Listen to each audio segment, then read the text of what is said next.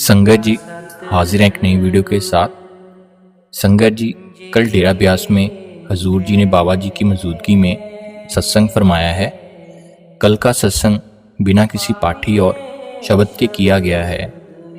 डेरा में कल काफ़ी ज़्यादा संगत आई हुई थी। संगत जी, सत्संग की शुरुआत में हजूर जी ने फरमाया कि आज सत्संग में दूर दूर से संगत आई हुई है। कुछ लोग अपना कामकाज छोड़कर सत्संग में आए हुए हैं, कुछ लोग अपने बाल बच्चों को छोड़कर इस सत्संग में आए हैं। इतनी गर्मी में सत्संग में आना कोई आसान बात नहीं है। मुबारक है हमें कि हम इतनी कुर्बानियाँ देकर इस सत्संग में आते हैं। फिर हजूर जी ने बताया कि दुनिया में हर एक चीज़ कभी घटती रहती है या कभी ज़्यादा होती रहती है। हम धन दौलत को देखें तो वो कभी घट जाती है और कभी बढ़ जाती है। ऐसे ही अगर हम रिश्ते नातों को वक़्त देते हैं, उन रिश्तों में हमें सम्मान मिलता है। अगर वही रिश्तों को हम टाइम नहीं दे पाते तो उन रिश्तों में दूरी आ जाती है। दुनिया में कोई चीज़ स्थिर नहीं है, वो समय के दायरे में है। इस सृष्टि में सबसे ज़्यादा अनमोल है वक़्त। वक़्त एक ऐसी चीज़ है जो सिर्फ घटती है, ज़्यादा नहीं होती। हम ये भूल रहे हैं कि हर दिन हमारी ज़िंदगी कम होती जा रही है।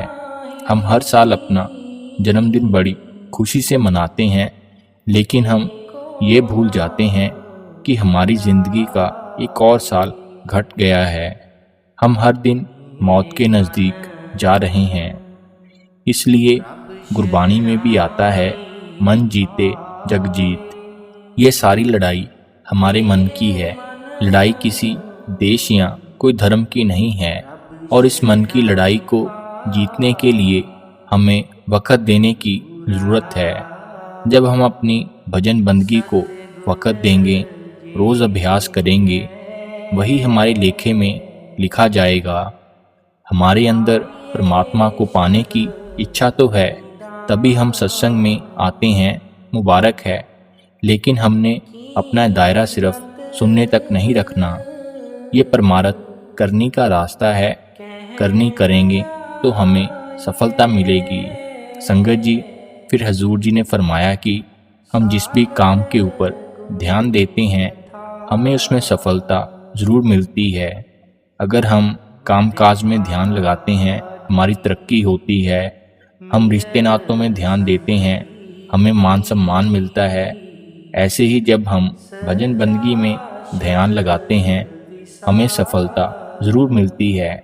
लेकिन हमारा मन हर वक्त नतीजा देखता है। जब हम भजन सिमरन करते हैं तो हम नतीजे ढूंढते हैं। अगर हमारी सोच के अनुसार कोई नतीजा नहीं मिलता तो हम थक हार कर भजन बंदगी छोड़ देते हैं। हमने तो अपनी परमार्थ को भी दुनियावी चीज़ों और इच्छाओं के साथ जोड़ा हुआ है। अगर हमारी दुनियावी इच्छाएं पूरी नहीं होती तो हम भजन सिमरन छोड़ देते हैं। फिर हजूर जी ने फरमाया कि बार बार सत्संग में फरमाया जाता है कि दुनियावी चीज़ों का संबंध हमारे कर्मों के साथ है। हर एक इंसान को उसकी सोच के अनुसार चीज़ें नहीं मिल सकती। तो हमने कैसे तय करना है कि हम भजन सिमरन में आगे बढ़ रहे हैं और हमारी तरक्की हो रही है। हजूर जी ने बताया कि ये 3 चीज़ें हमने देखनी हैं परमार्थ में। ये 3 चीज़ें हमें बताती हैं कि हमारी भजन सिमरन में तरक्की हो रही है या नहीं। सबसे पहले हमने ये देखना है कि हम अच्छे इंसान बन रहे हैं या नहीं। हम मुसीबत के समय दूसरों की मदद करते हैं या नहीं।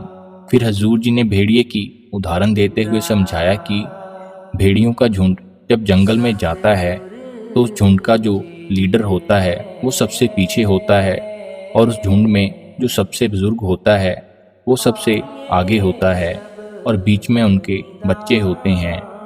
लेकिन हम इंसान तो इतने स्वार्थी हैं कि हम में से किसी को कोई बड़ा ओहदा मिल जाए, हम तो सबसे आगे चलकर अपनी पहचान बताते हैं। हमने किसी के साथ तो क्या चलना है, इसलिए हमने सबसे पहले अच्छा इंसान बनना है।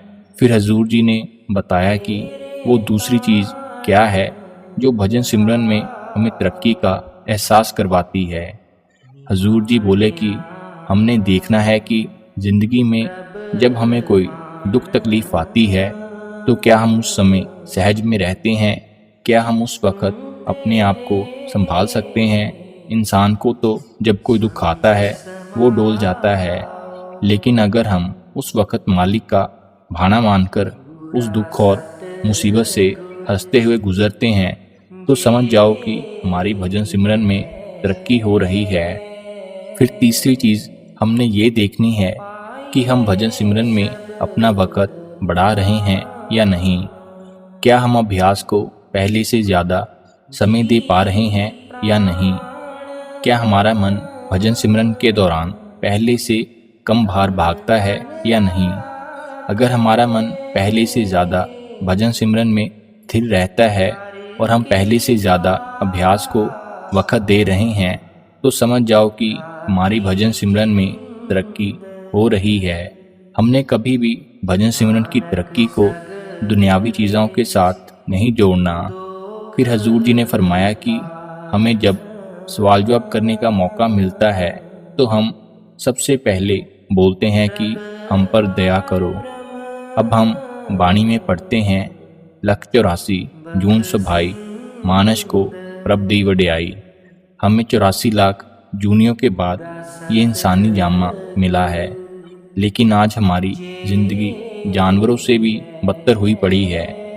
इस नर को तरसे देवी देवता भी इस इंसानी शरीर को तरस रहे हैं। उनको भी मुक्ति के लिए इंसानी जामे में आना पड़ता है। तो क्या अभी भी दया की कमी है।